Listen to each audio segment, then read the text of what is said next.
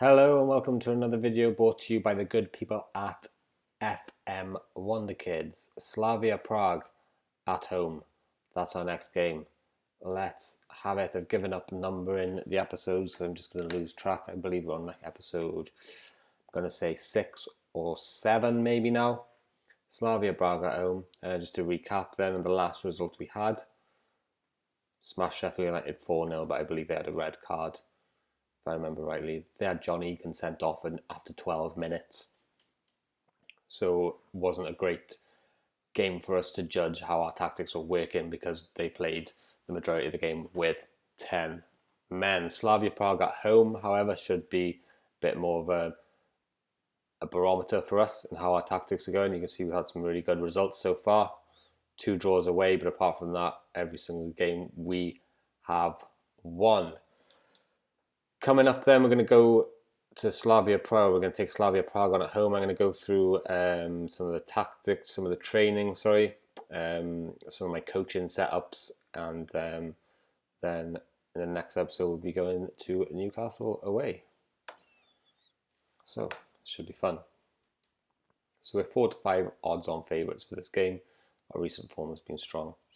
No one's obviously played a game in the European League yet, but we've got Slavia Prague, we've got AZ Alkmaar, and we've got some Belarusian team, BATE Borisov. So it shouldn't be too much of a problem to get through this group. We should be top in this group. There shouldn't be a problem at all.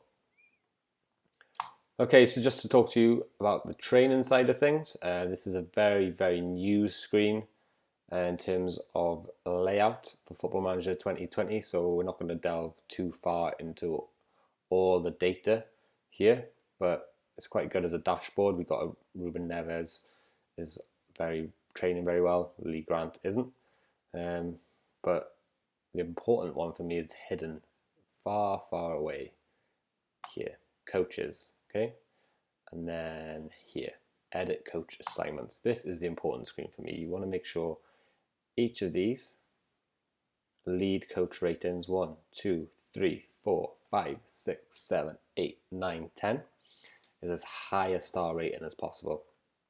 How do you do that? Well, you make sure you got the right coaches.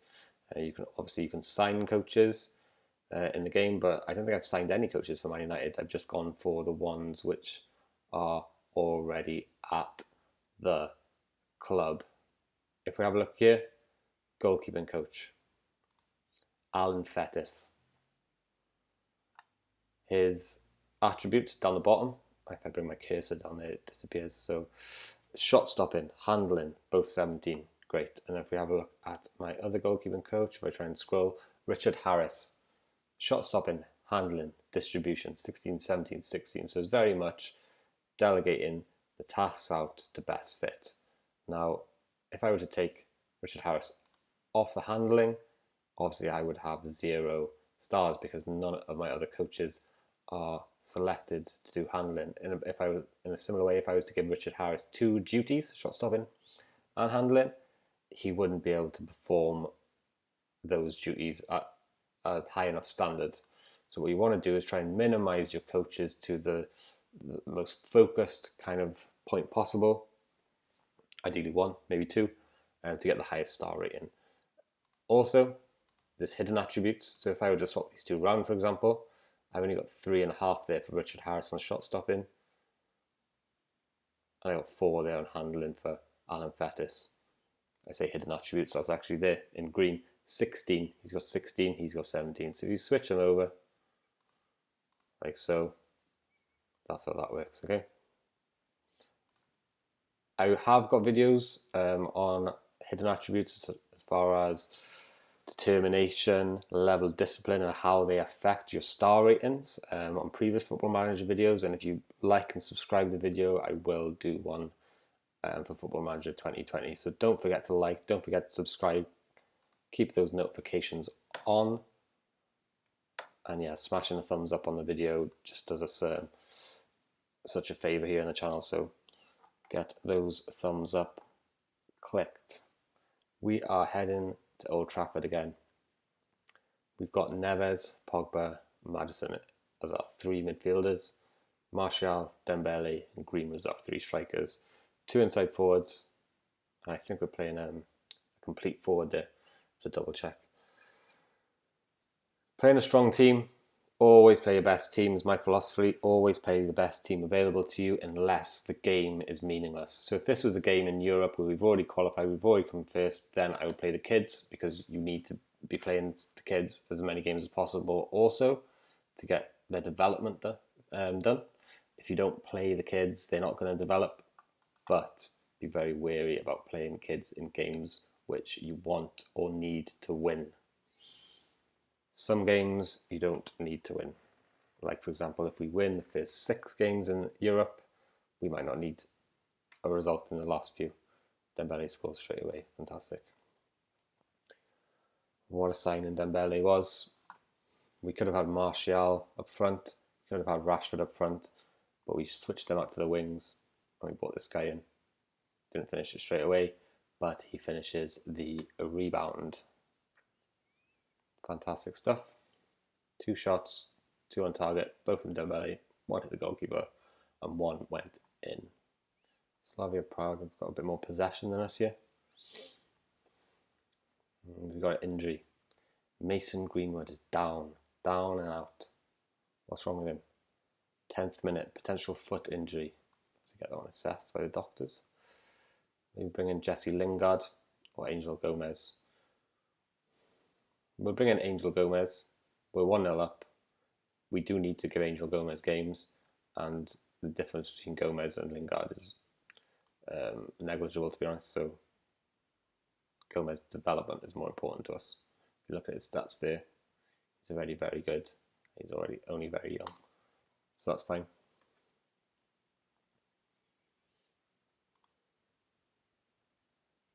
See if I can customize the screen here. What benefit does the screen have to me? It's got ratings and it's got condition, but this screen has also got ratings and condition, but it's also got formation. Maybe I'll change this one as well, so it gives me more of a tactical idea of how they're playing and how we're matching them. Very similar, slightly more defensive. Madison with a corner. Madison, Gomez, Dembele and Martial all in the box. Ruben Neves attacking from outside the box. Pogba attacking from outside the box. And Harry Maguire, that is, attacking from outside the box. Madison should be delivering that ball for Harry Maguire to attack. Still not happy with how my corners are working. Maybe I need to move Harry Maguire.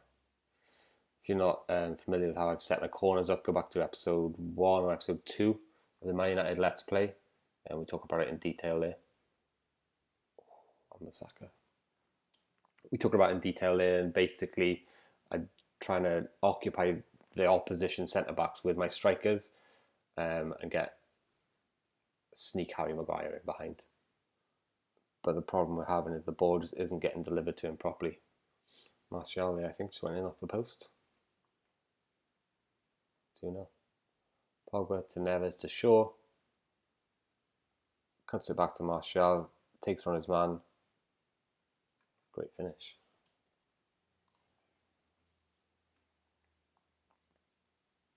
They had a player here injured on 12 minutes as well. Some good ratings here from Dembele and Martial.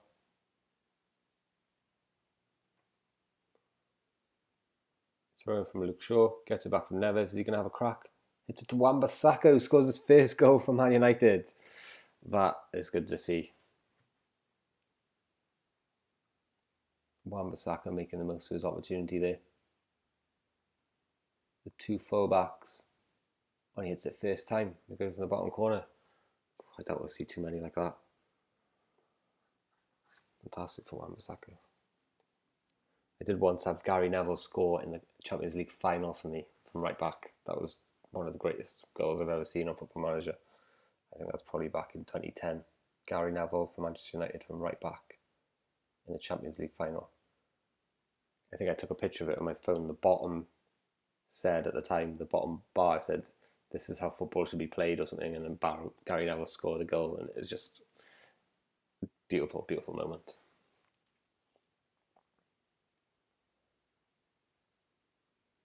Good press in there from the boys. Angel Gomez shows some pace.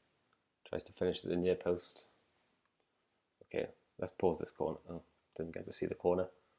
Okay, we're happy with those stats. Very good domination. I think I just accidentally clicked through the team talk there. But it shouldn't be too much of an issue. Sometimes you can get away with not doing a team talk. They do say that you don't always need to give the team a team talk if they're playing well, they're doing good. Just leave them to it. Not sure if I would necessarily agree with that in real life. But I should have scored that. Should have scored inside the box. Oh, only the goalkeeper to beat. Didn't even hit the target. That was poor. I'd be dragging that rating down from a 7.7. Should be scoring. That should be a goal. So 3-0 up after an hour mark. What we'll do, we'll look for some tired legs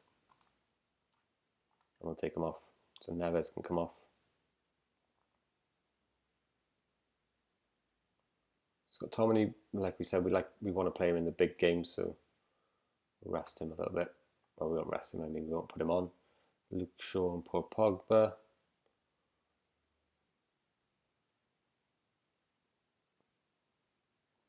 Luke Shaw for Phil Jones. Let's do that for now. We'll do a little switcheroo here. Phil Jones to right back, Wan-Bissaka to left back. That doesn't really help. Wan-Bissaka isn't really very good there in that position. He's not actually trained there at all. Maybe I just keep Phil Jones on the left there. I'm sure he's got, no, he's not. Well, that's no good, is it? Who can I play at left back? Swansea? Yeah, you can play there. Okay.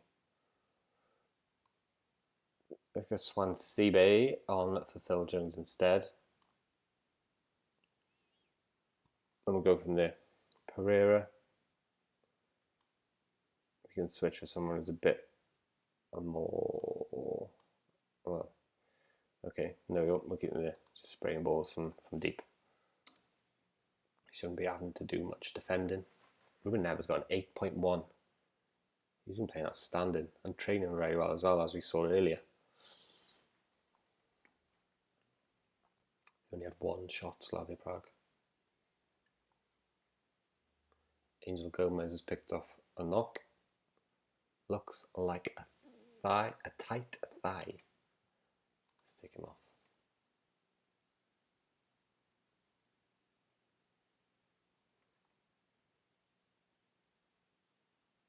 Looks like they're trying to play out from the back. Mike Phelan getting involved there. Don't worry too much about that, Mike. We're winning 3-0. Them playing out from the back doesn't sound very dangerous to me when we're winning 3-0. Oh, what's happened? They've taken. I haven't made 3 subs, right? 1, 2, 3. I have made 3. No problem.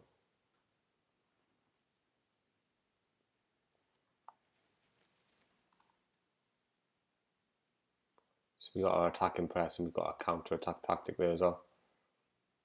Just change it to the counter there. Why not?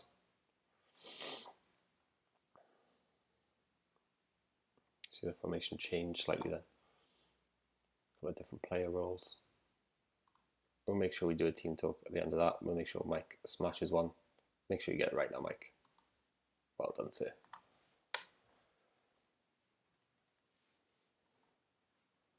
Good, so 3-0 win at home to Slavia Prague puts us in a dominating position in the group. Oh, it doesn't. AZ Alkmaar scored 6. Well done, AZ.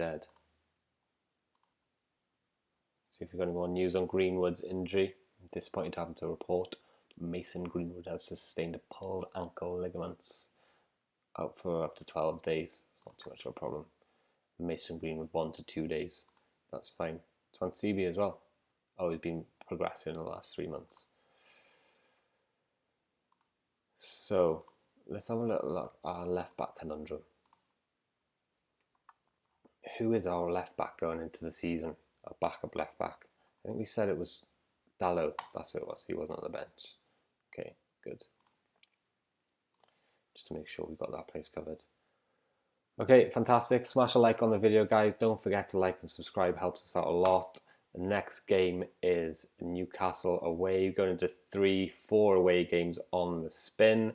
Could be a bit more of a challenge. Hopefully we'll keep our winning streak going. Yeah, maybe a draw. I'm expecting to get a lot of points though out of that. There'll be some Wonderkids videos going up soon, if they're not already up. So check out the channel for that. Like, subscribe. See you next time. Thanks very much.